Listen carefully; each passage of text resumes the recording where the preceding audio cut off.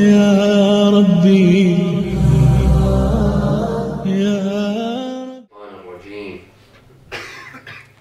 بسم الله الرحمن الرحيم. الحمد لله رب العالمين، بارئ الخلائق أجمعين، باعث الأنبياء والمرسلين،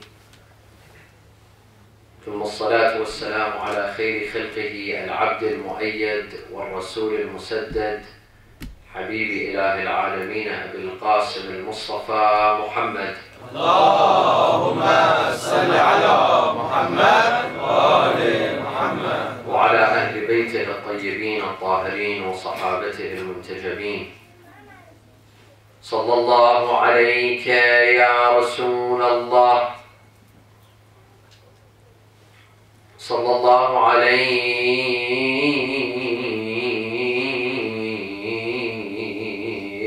يا سيدي ويا مولاي يا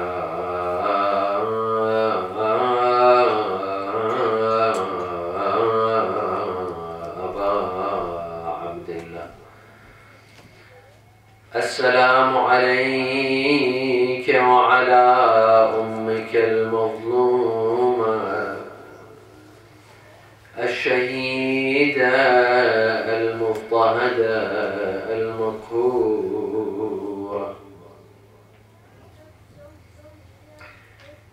يا رحمة الله الواسعة،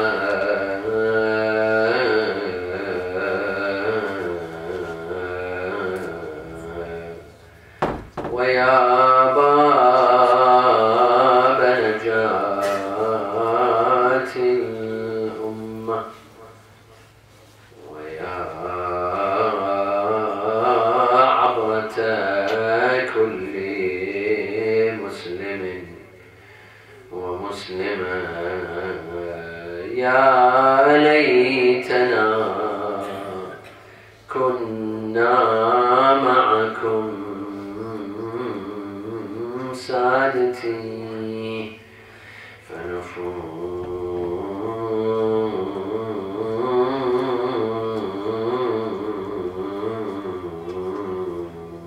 فوزا عظيما.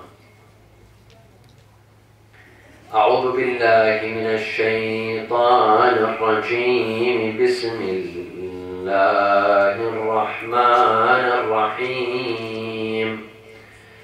ولهن مثل الذي عليهن بالمعروف.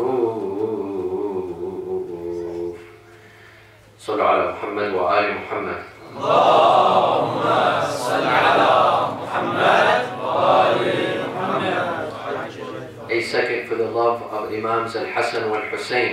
اللهم صل على محمد وآل محمد.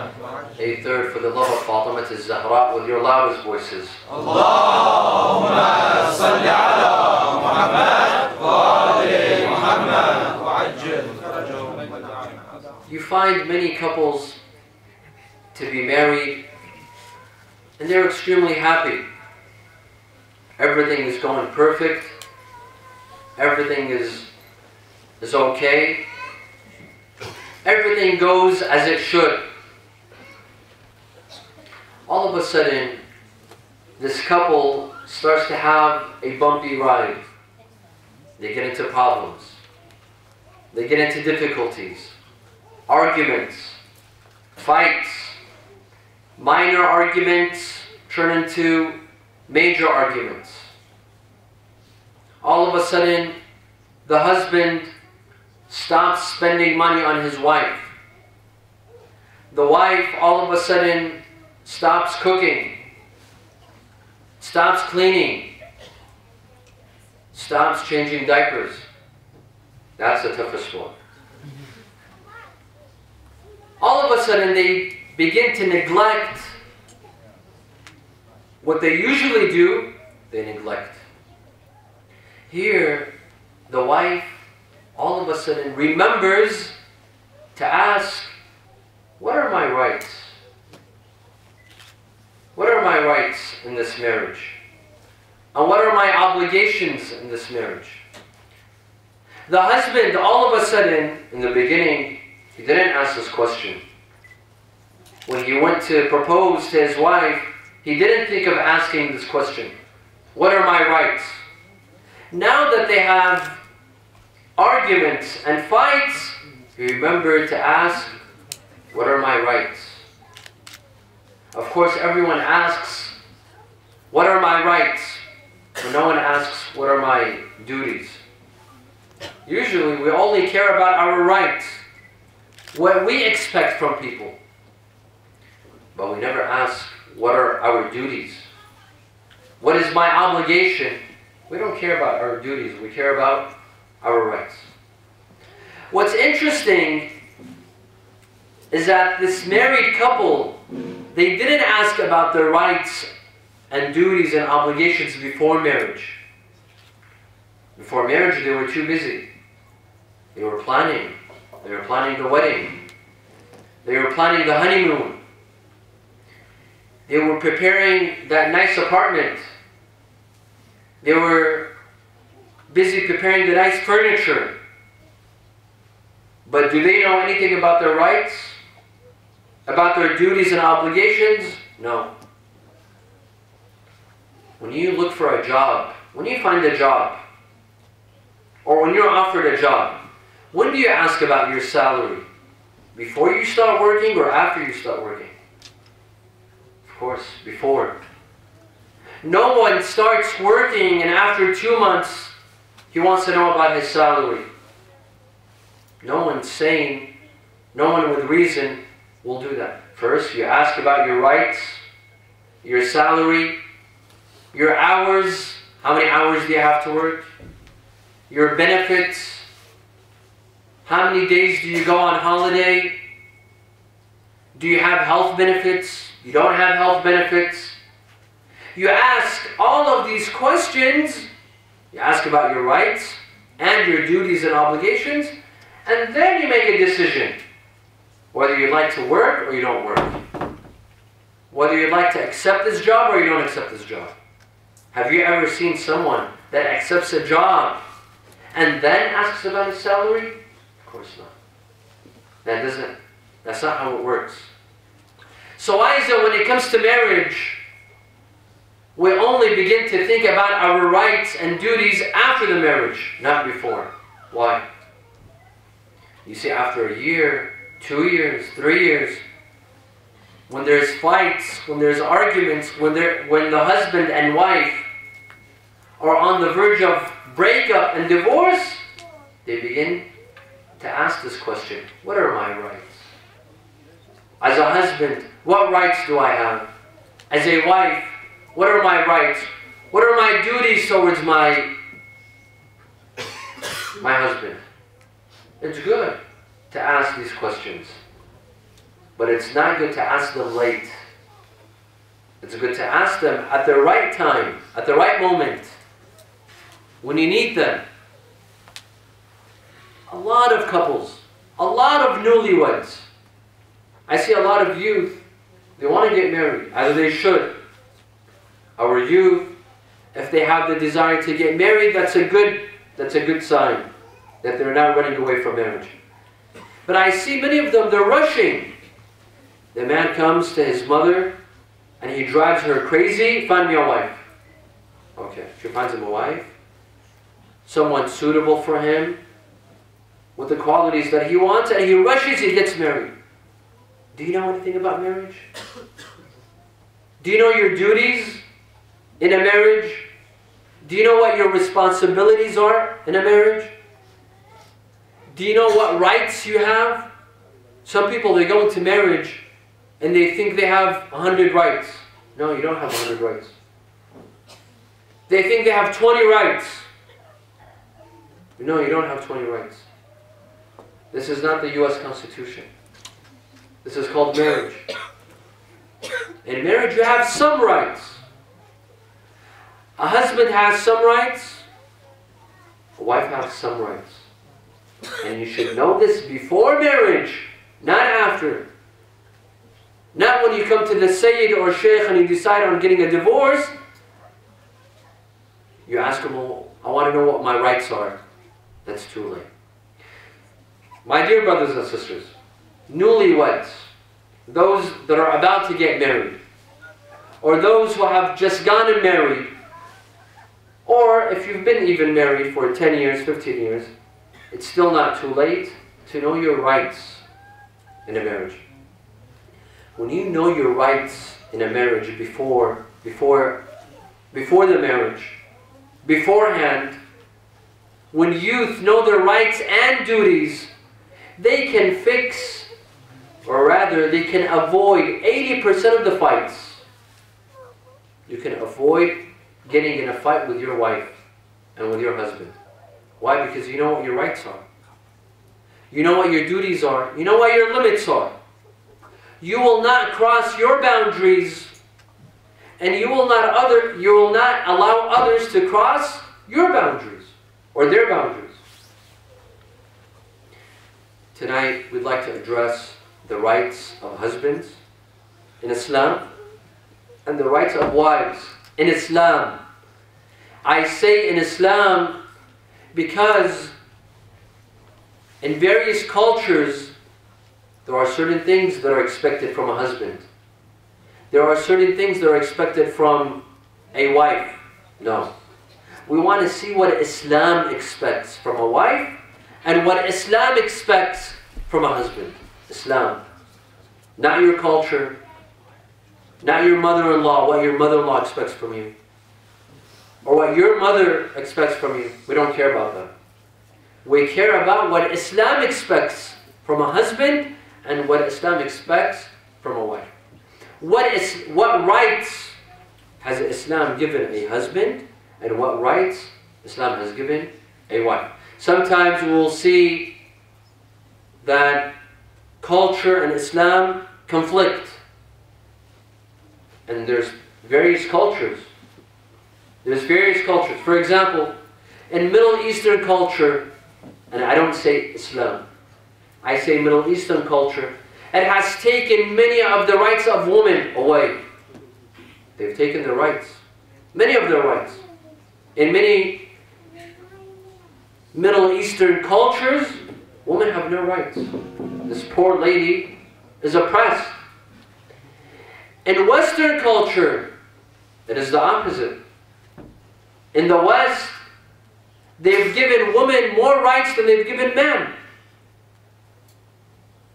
We want to see what Islam has given, not what Middle Eastern culture has given, nor what Western culture has given men and women. We want to see what Islam says. What rights does Islam give women, and what rights does Islam give men? If these rights are compatible, we don't have a problem. If there's a conflict between what Islam says and culture says, obviously we take which one? We take Islam. If a certain culture says that a wife has to do such a thing, for example, cook. A wife has to cook every day. Let's see what Islam says. Does Islam say that a wife has to cook or she doesn't have to cook? If there's a conflict, we will follow what? What Islam says, not with culture. Unless, and we shall see, in some cases, Islam tells us follow culture. Follow your culture. Yes. Sometimes Islam is not always against culture. Sometimes Islam says follow your culture. See what is culturally acceptable. We shall find out.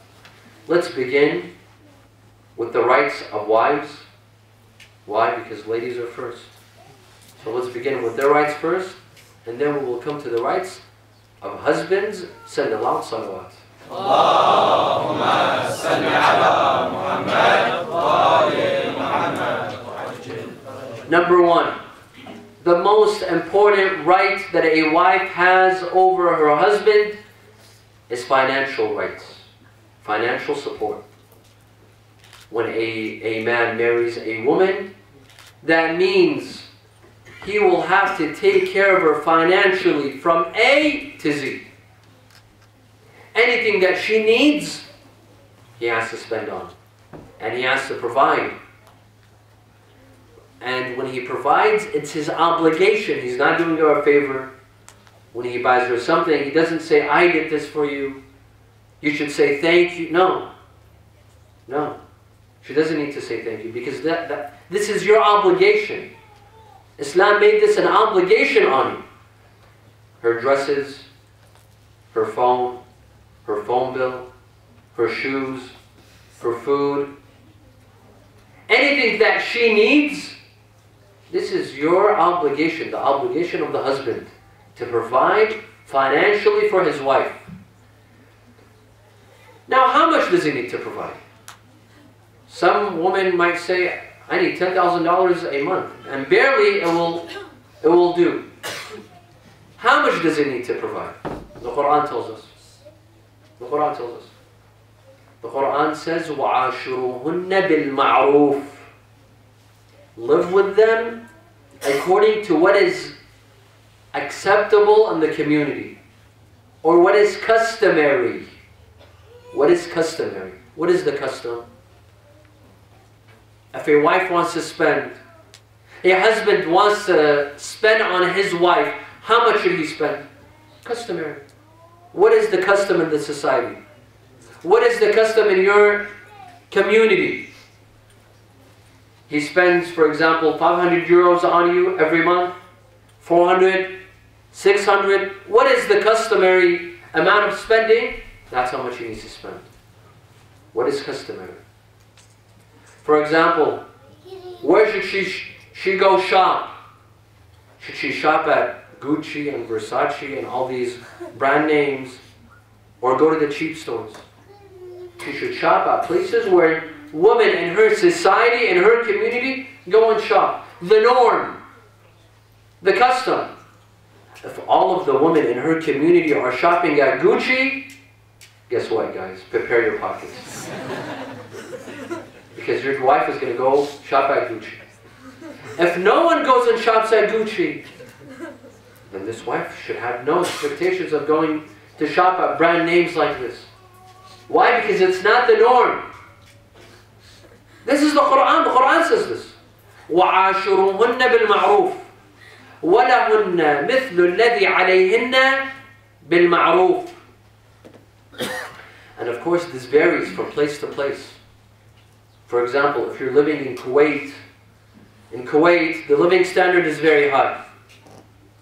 If you're living in Europe, it's normal. If you're living, for example, in Najaf and Karbala, it's not that high. So it depends. It depends on where you live, what city you live, what culture you live in. It depends on your social status as well. If a wife is married to a doctor, she should expect him to spend more. If she's married to an average employee, she should expect him to spend less. Obviously, a normal employee and someone who's married to a doctor that's been working for 20, 30 years and has made a lot of money, obviously their spending is going to be different. The Quran addresses men. The Quran says, وَلْيُنْفِقْ ذُو سَعَةٍ مِنْ سَعَةٍ. If you're rich, spend on your wife. Don't be greedy. Who are you saving your money for? Unless you have a second wife, that's another story. Your money is going somewhere else. But if you have one wife, where do you want to spend your money? You're saving it for who? You're saving it for your wife and children. Spend on them. If you have money, spend on them. فَلْيُنْفِقْ ذُو سَعَةٍ مِنْ سَعَةٍ وَمَنْ قُدِرَ عَلَيْهِ رِزْقُهُ فَلْيُنْفِقْ مِمَّا آتَاهُ اللَّهُ لَا يُكَلِّفُ اللَّهُ نَفْسًا إِلَّا مَا آتَاهُ. And if you're not doing so well financially, spend according to your means, according to how much you have. Allah will not hold you accountable more than what you have. Spend what you have. That is acceptable. Thus, a wife, one of her major rights is financial support.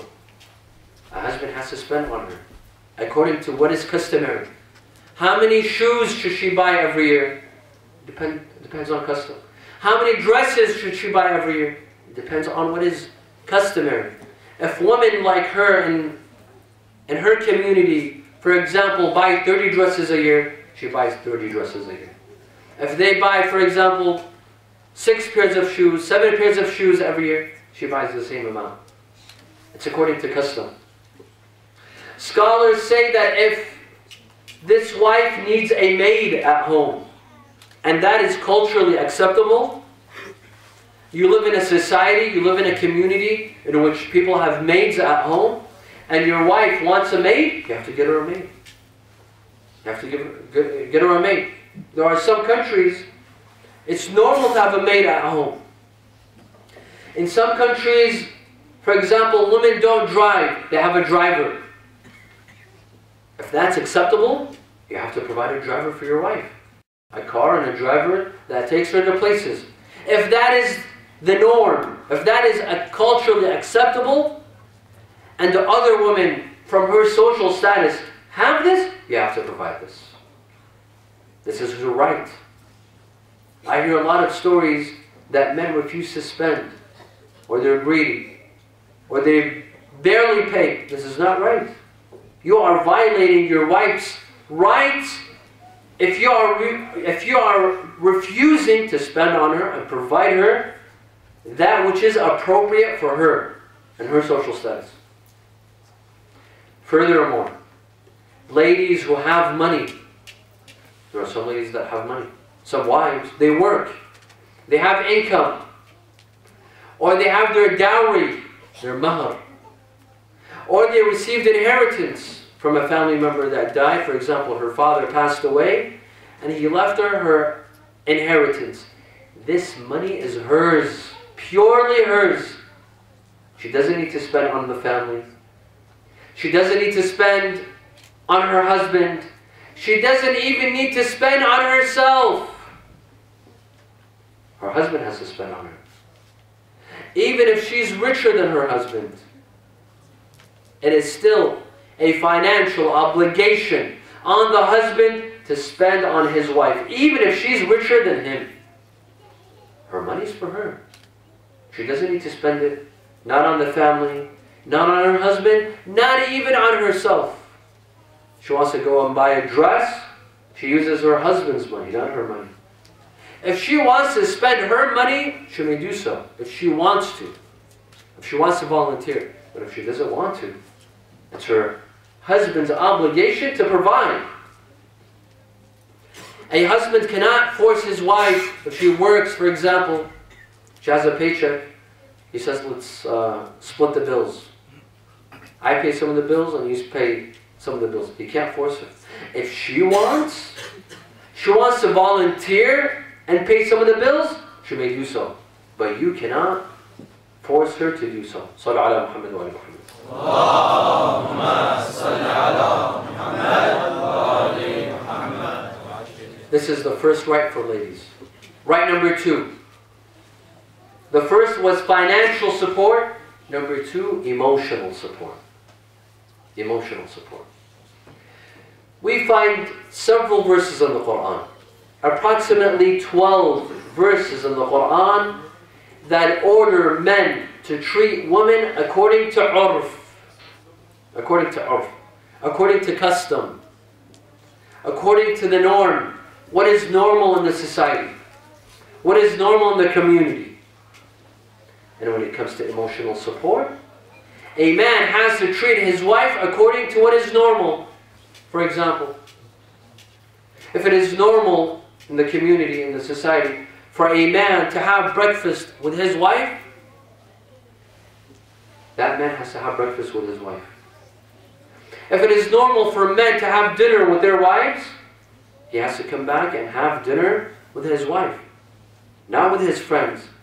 If it is normal for men to come at home and spend time with their wives and not go outside and come back at 1 in the morning, then he has to be at home every night with his wife. Unless she gives up her right. Unless she tells him, you know what, you've been a good husband lately, and It's okay for you to go out with your wife, with your friends. I'm sorry, not your wife, obviously. She will never say that. It's okay for you to go out with your friends once in a while. That's fine. But to go out every night with your friends, this is not allowed. Why? Because this is not a custom. This is not urf. What is urf is for a man to spend time with his family, with his children. Maybe go on a trip once a year, twice a year, go on a vacation. If he is financially capable of going on a trip, on a vacation, ziyarah, hajj, arba'een to Karbala, then he has to. If this is urf, if this is considered urf, to sit with his wife, to talk to her, not to ignore her, give her advice, take advice from her, show sympathy, show love, show emotions. These are her rights. This is emotional support. This is one of the rights of a wife because this is urf. This is what is normal in society. Rasulullah sallallahu alayhi wa sallam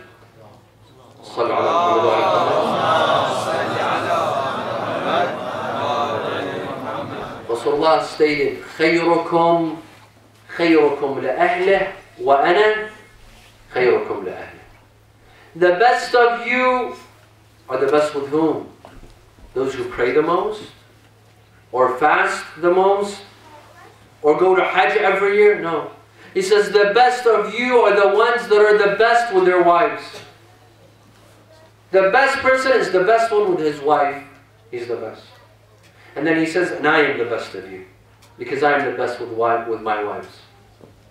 Indeed, Rasulullah sallallahu alaihi wasallam never raised his voice with his wives, even though some of them, they deserved to be yelled at and scolded. Some of them conspired against Rasulullah. Ya Rasulullah never raised his voice. He never beat any of his wives. He never hurt any of his wives. He always treated them with love and respect and loyalty. خيركم لأهله وأنا خيركم لأهله. Thus, it's her right to treat her with respect. To treat your wife with respect. Don't shout at her. Don't use harsh names and bad names. Don't curse her. Don't curse her parents. Don't curse her mother, even if you have the urge to do so.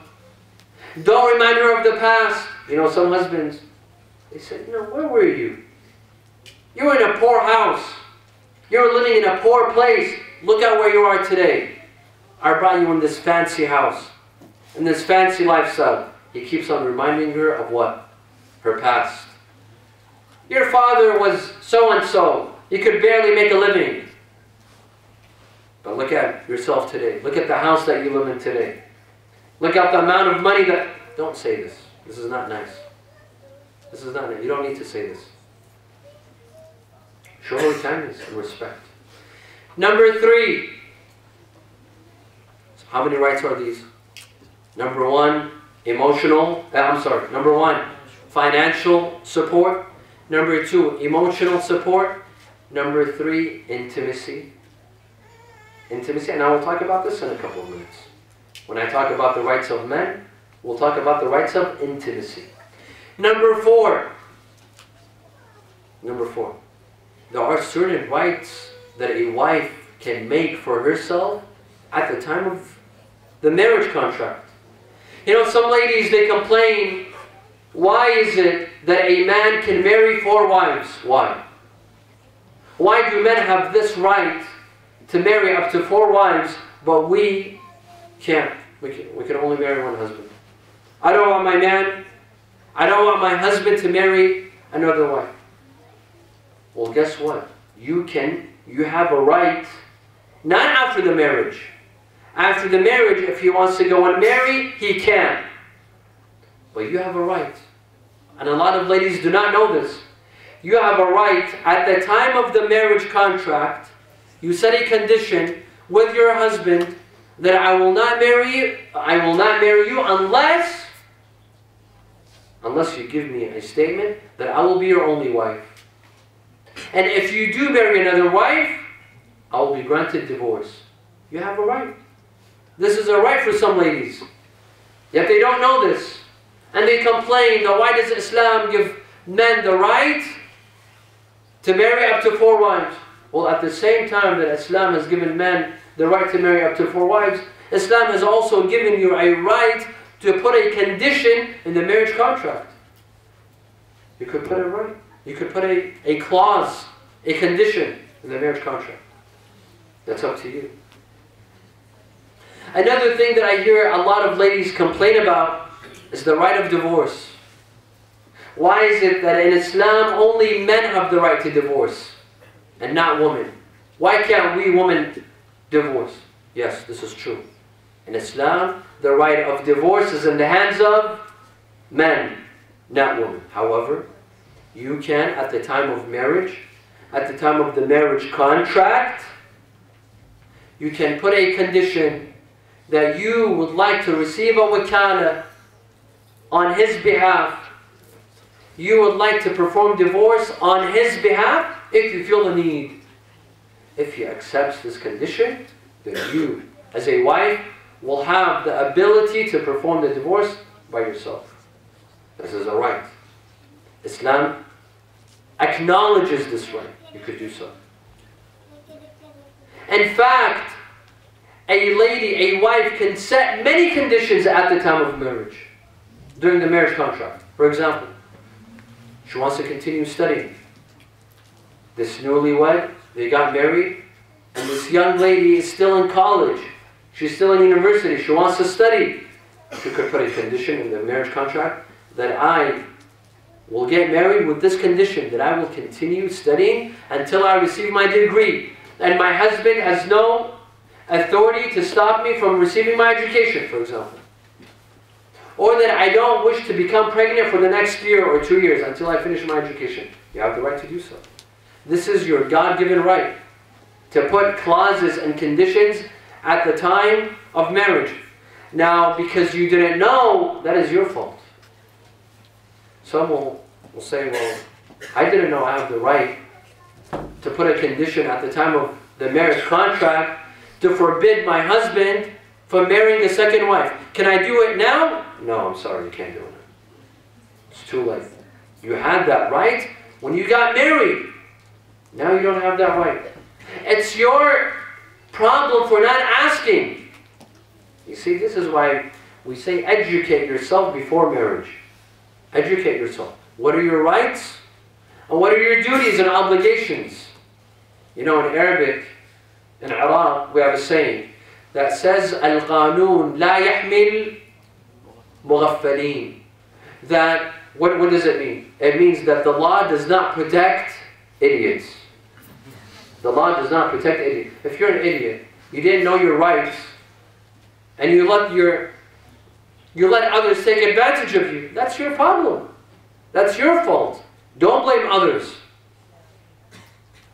Al-Qanun la yahmil mughaffalin. These are 4 rights: financial support, emotional support, intimacy, that we'll talk about in a couple of minutes, and 4, any condition that you would like to set at the time of the marriage. Now these are the rights. These are the rights of women, and these are the rights of wives. There are some non-existent rights. There are some rights that people think they're rights, but they're not rights. For example, here in the West, when a man and woman divorce, I know this is in America, I don't know about here. When a man and woman divorce, and the man is wealthier than the woman takes how much? Half of the wealth of the husband. Half of his wealth. Because this is a right that is given by the law to women. And I've seen many cases in which the wife divorces the husband who worked, who earned his money, who earned his living. His wife comes and divorces him and takes half of his wealth. Half of his wealth. This might be a right given by the law, by the government, but this is not an Islamic right. This is not an Islamic right. Any wife that does this, she's disobeying Islam, and this money that she's taking, it's stealing. It's just like stealing. It's just like stealing from a stranger, taking half of your husband's wealth just because the law gives it to you. Doesn't mean that you earned it. Doesn't mean that you deserved it. In Islam, you don't deserve it. In Islam, when you divorce, the husband has to give you your dowry. Once you're divorced, he doesn't need to give you anything. Unless there's child care you're spending on your children. Otherwise, there's no other financial obligation. Sallu ala Muhammad wa ala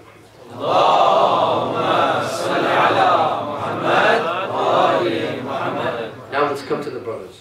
The brothers have been waiting impatiently. They want to know what their rights are. As for the brothers, as for the husbands, now I'm telling you what the narrations emphasize on, what Islam emphasizes on. Now you want to ridicule it, and I'm sure you don't, not this audience. The audience that I know, this audience, you don't ridicule me. You accept what Islam says. Because you are genuine followers of Ahlalbait. There are some that ridicule what Islam says. They'll make fun of it. One of the most important rights that Islam has given men, I'm sorry, not men, husbands. When I say men, I mean husbands. So don't call me the rights of the no, I mean husbands. Two main rights. Men in Islam, husbands in Islam have two main rights. Number one, intimacy. Intimacy.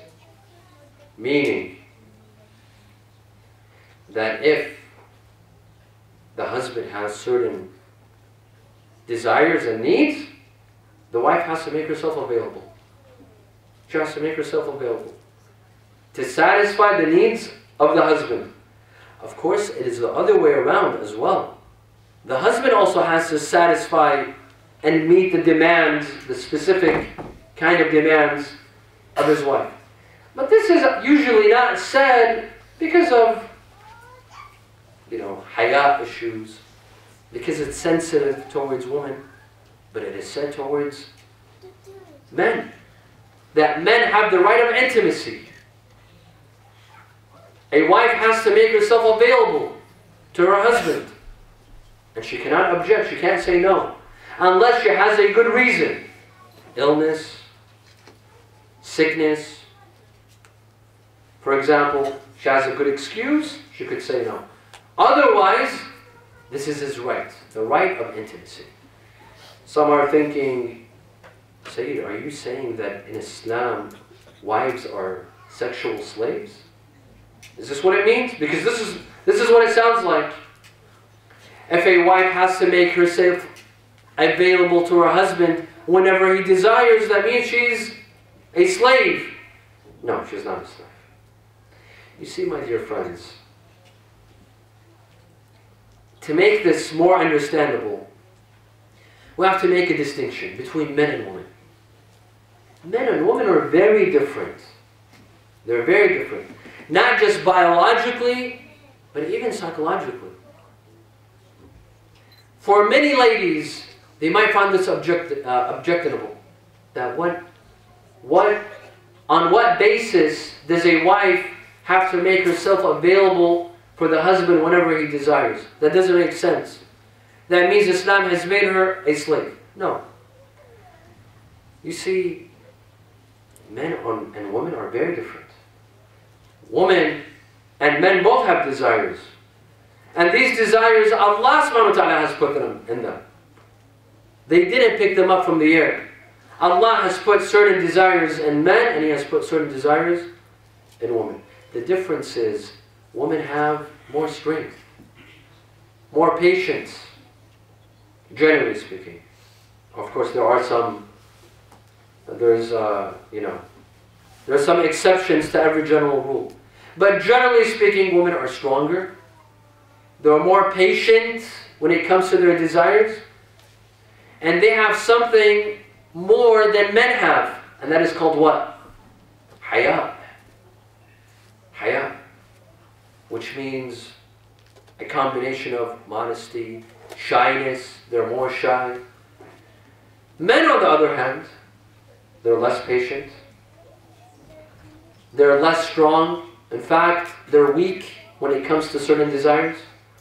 They can be very weak and show signs of weakness, less patient, and less shy. These demands, these desires, they have to be met in a man. It's just like oxygen. Just like the food and the food that he eats and the drink that he drinks, the water that he drinks. This specific desire, it's a necessity, it's a must. He needs it. For a woman, it might not be easy to comprehend. It might not be easy to comprehend. Because men and women, they think differently and they behave differently. For men, this is a must. If this need is not met, he can't sleep, he can't work, he can't study, he can't pray, he can't pray. You know why the hadith says that when a married man, he prays 2 units of salah, it's more valuable than 70 units of a home, of a bachelor, right? Why? Why? One of the reasons is because a married man can concentrate better. When your desires are met, when you have nothing to worry about, when you have no temptations, when you have nothing to distract you, you concentrate more on your salah, on your job, on your studies, on your education. This is how men think. And I'll say something else. But I don't know, can you handle it?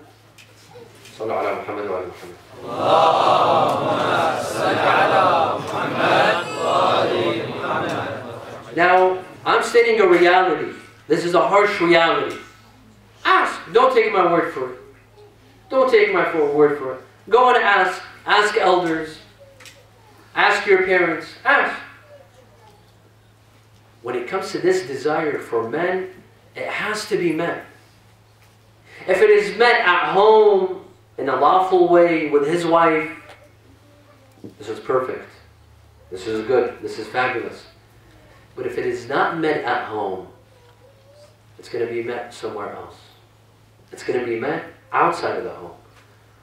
And outside of the home, it could be in a halal way, and it could be in a haram way. This might be a harsh reality. This might be something nice to hear. But this is the reality. That for men, it's just like food. If his wife cooks him food, he's going to eat at home. If she doesn't cook him at home, he's going to go eat. He's going to go to McDonald's. He's going to go eat outside. When it comes to this desire, it's the same as food and drink. If it's provided for in a safe way, in a good way at home, that's perfect. There's nothing better than home. But if it's not met at home, these are desires that need to be met. He'll go and look for them outside of the house. Now when he goes outside of the house, it could be in a good environment, and it could be in a bad environment. It could be in a deadly environment. It could be in an environment that's full of diseases and viruses. Islam says, listen, because men think of this way, think this way. And this is desire that Allah has put in them. It's not by choice. You know, some ladies might hate men for this. Now, why are they like this? This makes them animals. Yes, men are animals. Women are also animals. We're all animals, by the way. We're all part of the animal kingdom. Allah has put this desire in them. Of course, there's a reason for that. Allah has put these desires and needs in men so that human beings don't go extinct. So that human beings live on. Islam says that in order for this house to remain safe and for this man to be protected and the woman to be protected, let his desires be met. This is his right. Let me tell you something else. Something that you might not know about men. Yes. Men are sometimes mysterious for women. And women are mysterious to men as well. You know, sometimes that need, that specific need, it's not purely out of desire. Or let me say, it's not purely sexual. No. Sometimes it's out of, to feel comfort, to feel support. Sometimes it's about the ego. It's not purely about desire. Sometimes it's about ego. It's about support. It's about knowing that someone is showing him love and support and holding his back. So it's not purely animalistic. It's not always animalistic, no. Also, in a relationship, in a marriage that has intimacy, this marriage will succeed, or will go on. In fact, intimacy will create more love in that marriage. It will keep the love going. But if in a marriage there is no intimacy, there's no intimacy whatsoever, that marriage will die. That marriage will definitely die. After 6 months, a year, 2 years, there's no intimacy in a marriage, it will die. It will die. Thus, this is a right that Islam has given husbands and women as well. And I emphasize that wives also have this right. But we emphasize more on the husband more than the wife, because it's more important to the husband. It's more important.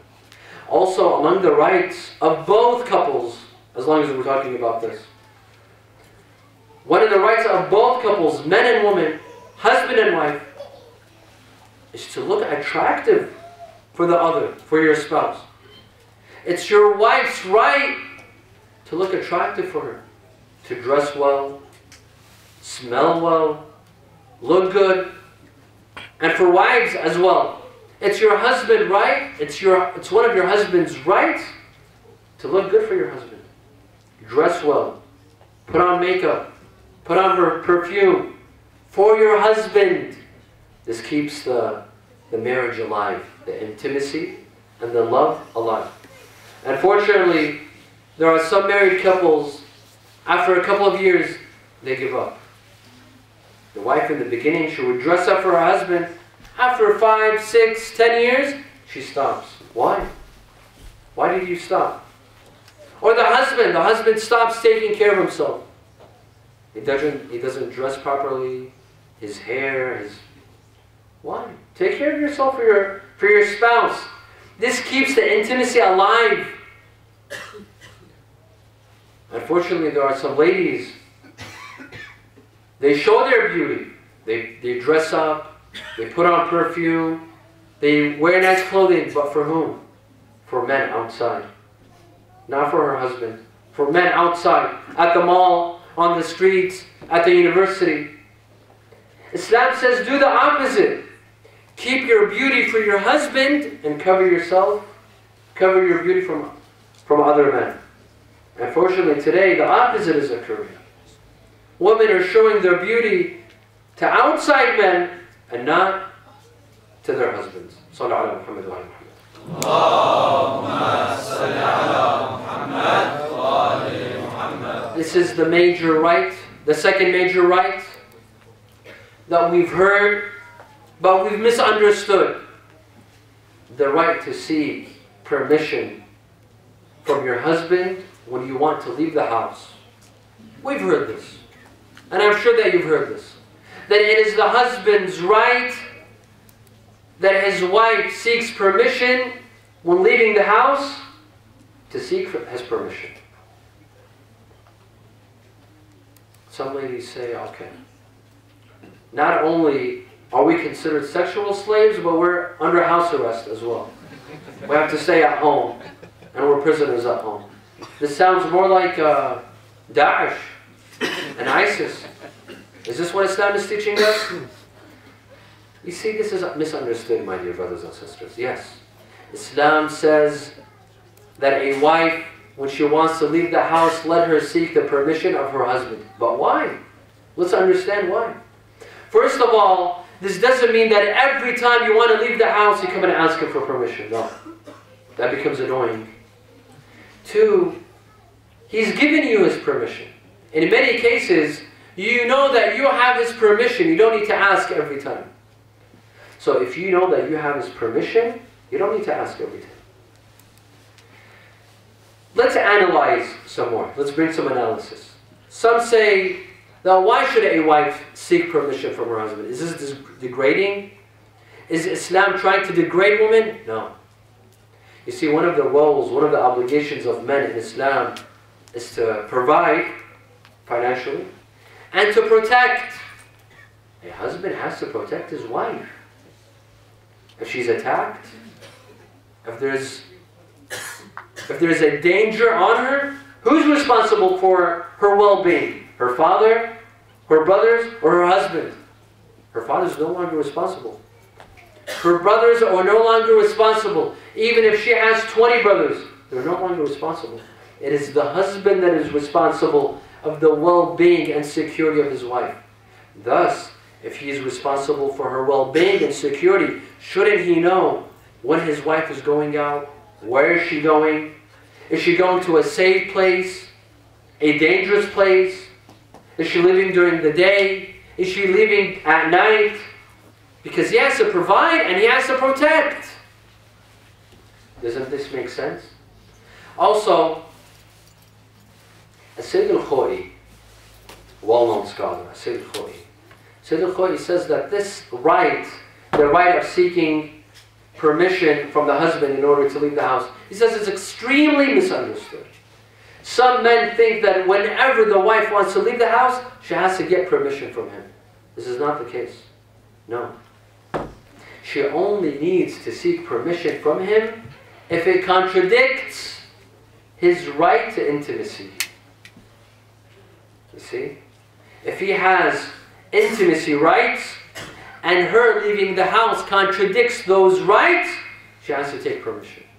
For example, if she wants to spend the night at her friend's house or at her parents' house, she has to get permission because this contradicts his right to intimacy.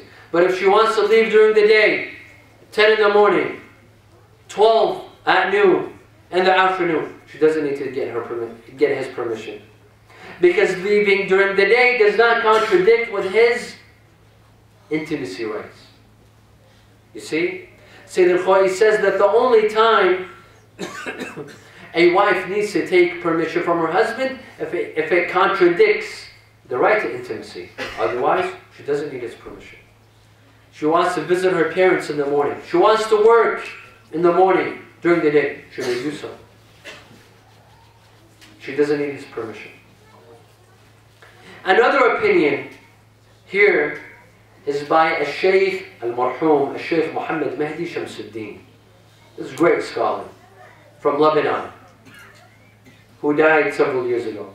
Shaykh Muhammad Mahdi Shamsuddin has a very nice opinion, very interesting opinion.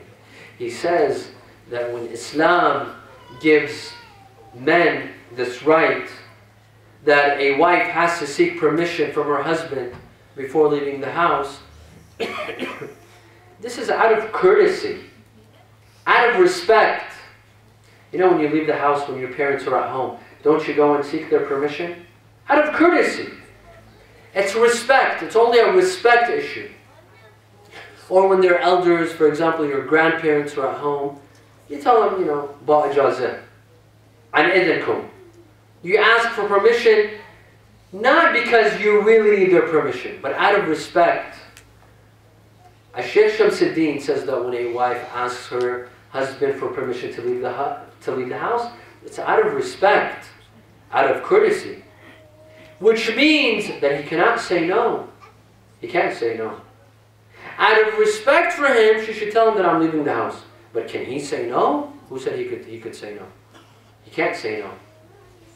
He can't say no. He has to say yes. But the wife, out of courtesy, out of respect for him, because he's the man of the house, she has to tell him and get permission from him that I'm leaving the house. You see? This makes a big difference. This is the second right. Sallu ala Muhammad wa ala Muhammad. Allahumma salli ala Muhammad wa ala Muhammad. The third right is emotional support as well. The same thing that we said about women and how they need emotional support, how a wife needs emotional support from her husband, a husband also needs emotional support from his wife. He needs to be shown love and appreciation. A husband needs the support of his wife. In fact, if a man, the whole world goes against him, if the whole world becomes his enemy, but his wife supports him, if his wife respects him, if his wife stands behind his back, he'll be a successful man. He doesn't need anyone else. If his wife pushes him to do good, to do better. He wants to become a doctor, his wife pushes him to become a doctor. He wants to become a scholar, his wife encourages him to become a scholar. He wants to be a neurosurgeon, his wife encourages him. She tells him, you could do it. I'll be supportive of you. I'll be patient with you. We could do this. If the whole world goes against him, it won't matter to him. Why? Because his wife supports him. I don't know, do women know this amount of power that they have? The amount of power that they have? They say that men rule the world, right? Men rule the world. But who rules men? It is the wife that rules the man. Indeed. She can rule him by supporting him, by showing him love and emotions, by directing him. A man, it depends on the support that he receives from his wife. That man could either end up as a janitor or end up as a president. It depends on the amount of support and encouragement that he receives from his wife. If his wife makes him feel like a president, he'll run for elections and will be voted as a president. But if his wife makes him feel like a janitor, he'll go work as a janitor. Because that's the amount of support that he's receiving. This is very important.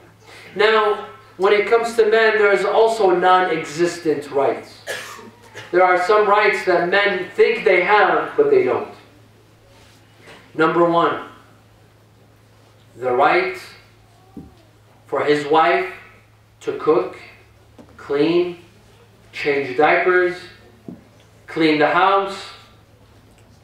The husband feels that these are his, there are some of course, and there are some that are religious, they know that these are non-existent rights. But based on culture, because part of our culture, we expect a wife to cook and clean and wash the dishes and change the diapers, there are some husbands think that these are his rights, that his wife has to cook and clean. Who told you your wife has to cook and clean? Bring me one verse or one hadith, one narration that says a wife has to cook or clean or change diapers. These are non-existent rights. Some think that if his wife doesn't cook, then he doesn't need to spend on her. That's nonsense. This is a non-existent right. This is one. Two, complete obedience. Some husbands think that his wife has to give him complete obedience. Bring me water, she has to bring him water. Give me the remote control, she has to bring the remote control. Do this, do that. Do you think she's a robot? Or you have a slave at home? This is not a right. A husband cannot tell his wife what to do. Nothing. Nothing. Yes, he has the right of intimacy, and she has to seek permission when leaving the house. That's it. You can't tell her what to do. Talk to this person, but don't talk to that person.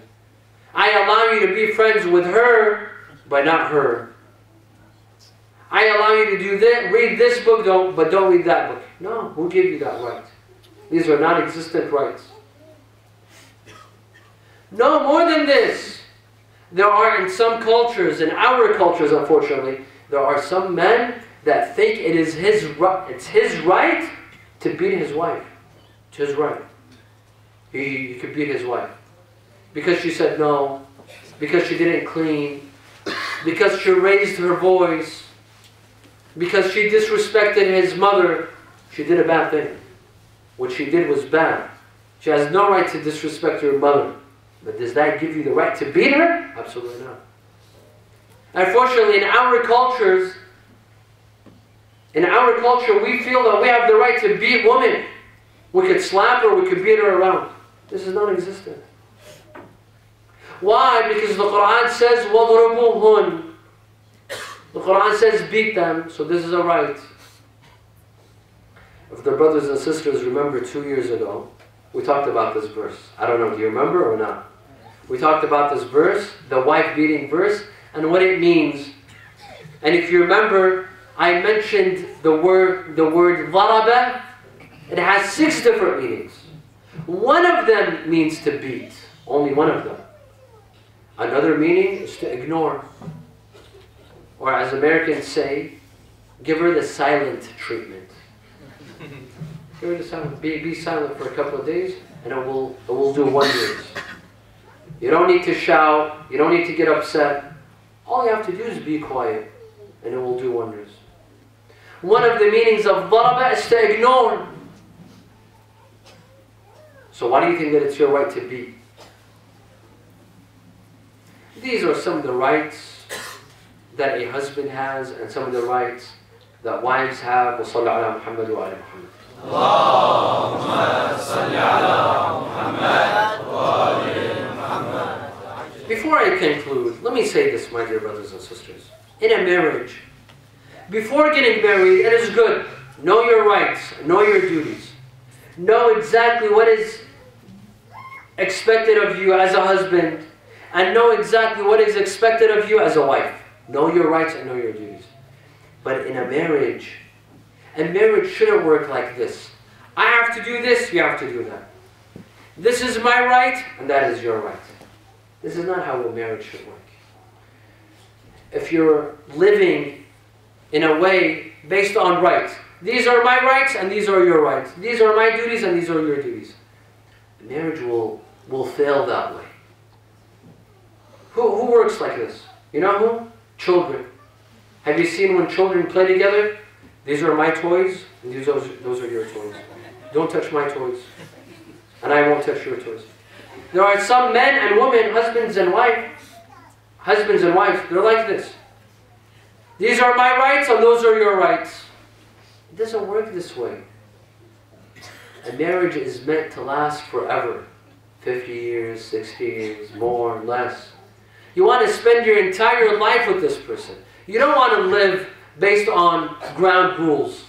These are the rules of this marriage and this is what we're going to stick to now. You want to live in a marriage that's full of love, harmony. Marriage is meant to be a good thing, not a bad thing. Marriage is meant to make you happy, not make you sad. Marriage is meant to make you smile, not cry. In a lot of marriage makes you cry, makes you depressed. In some marriages, you want to commit suicide. This is not what marriage is meant to be. Marriage is meant to make you happy. It's meant to make your life easier. So don't live your marriage based on these laws, on those rules. Know your rights, but at the same time, give your spouse the rights, not because you have to, but because you want to. Seek permission from your husband when you're leaving the house, not because you have to, but because you want to honor him, because you want to respect him.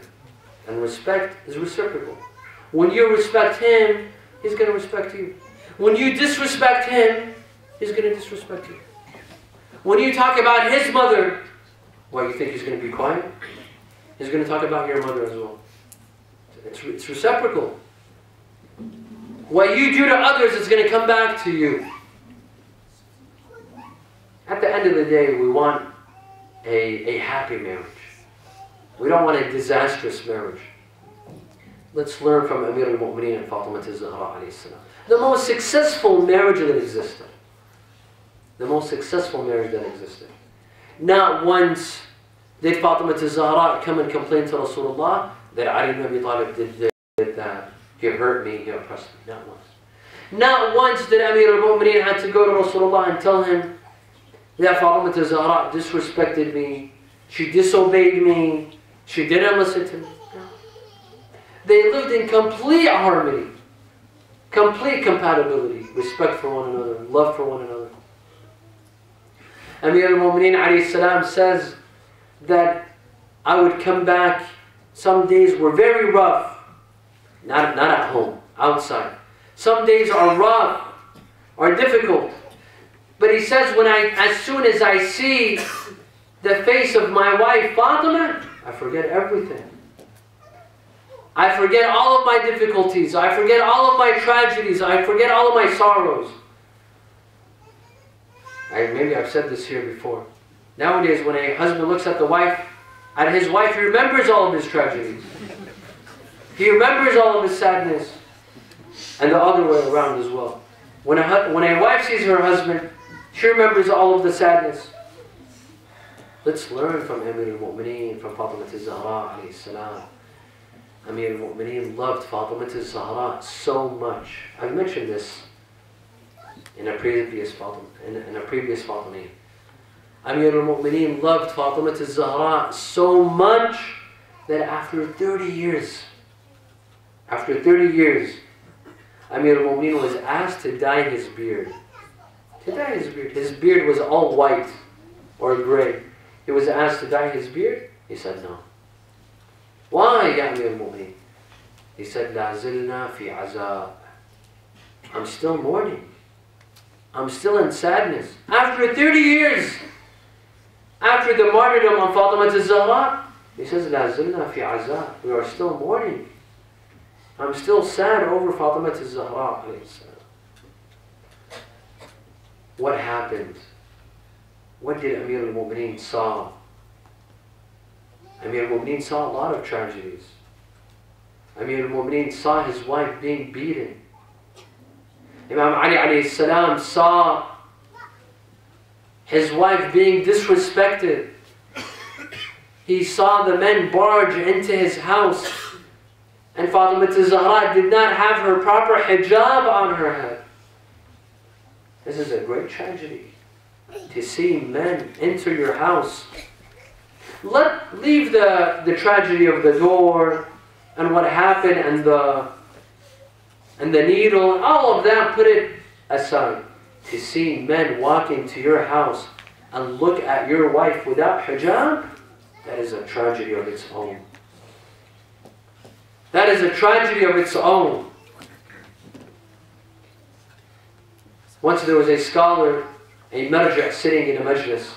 The speaker, he said, وَدَخَلَتْ زَيْنَبْ عَلَى ibn Ziyad. Zaynab entered the majlis of Ibn Ziyad. The marja' said, stop. Khalas, enough. You don't need to say anymore. That is a tragedy of its own. Zaynab to enter the majlis of Ibn Ziyad. You don't need to say anything else. That is a tragedy of its own. Just to say that these men entered the house of Fatima Zahra and she didn't have her hijab on, that's a tragedy of its own. And Amir al-Mu'mineen had to witness this. He had to see this. This was a great tragedy. قال سليم قلت يا سلمان هل دخلوا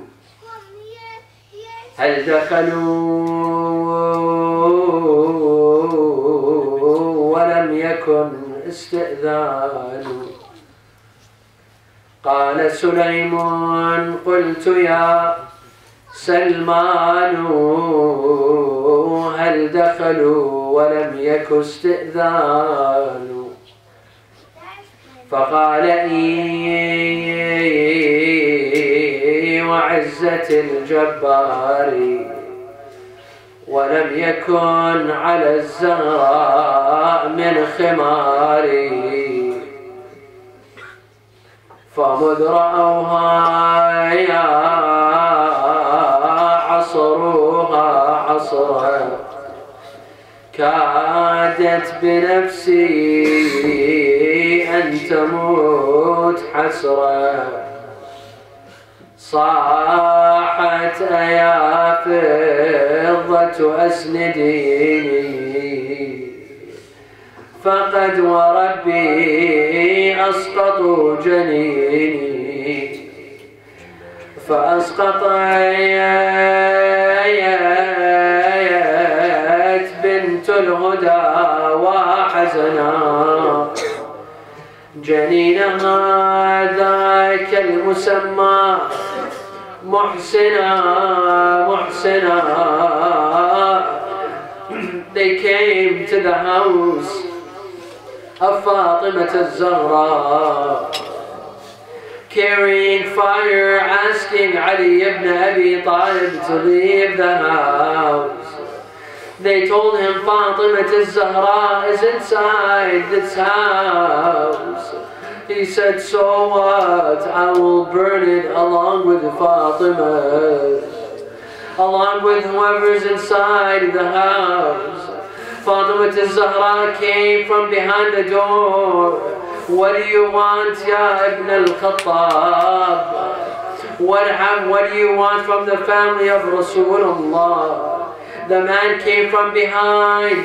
He opened the door. Fatima stood behind the door. He crushed Fatima from between the door and the wall.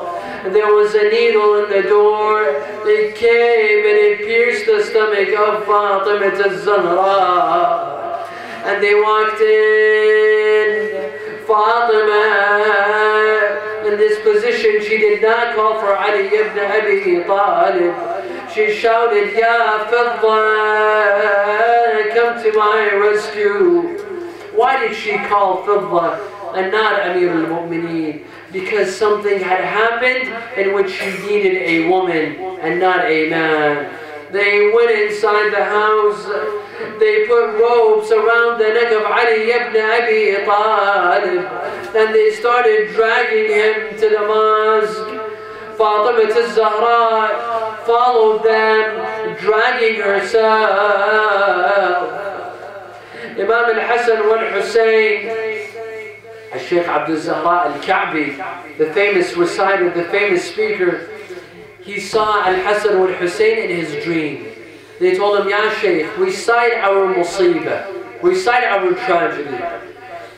He told them, what is your tragedy? Is it the death of Abu Abdullah, the musibah of Karbala? They said, no. Is it the tragedy of your martyrdom, Ya Imam al-Hassan? They said, no. They said, he asked them, what is your tragedy? They told him, Ya Shaykh, recite our musibah. Let the followers of Ahlalbait, let the Shia know what was our tragedy.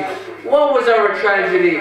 They told him, Ya Shaykh, our tragedy was this, that when they attacked the house of our father and our mother, when they crushed our mother between the door and the wall, and when our mother aborted the fetus, and when they dragged our father with ropes, as if dragging a slave, they took our father to the mosque, and our mother lied on the ground. The tragedy was this: we didn't know we were children, 4 years old, 5 years old. We didn't know whether to run after our father or to remain with our mother. We remained confused.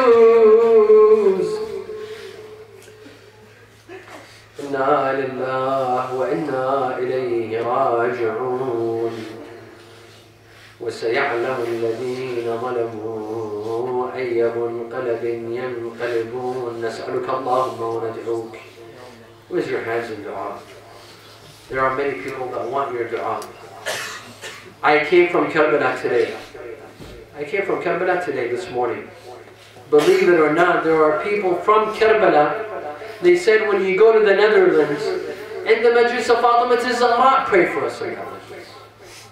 And those people are in Karbala. Even people are in Karbala, they want your dua. Pray for them. I know many. There are several people that I know, as we speak now, they are diagnosed with cancer. Pray for them. There are some doctors have told them you have no solution. You have several weeks or months to live. But the solution is in this majlis. It's in the majlis of Fatimiya al-Zahra. Pray for such people. There are people that I don't know, you know. There's people that only you know that need your dua, that need the cure from Allah. Let's pray for them. نسألك اللهم وندعوك باسمك العظيم الأعظم الأعز الأجل الأكرم يا الله.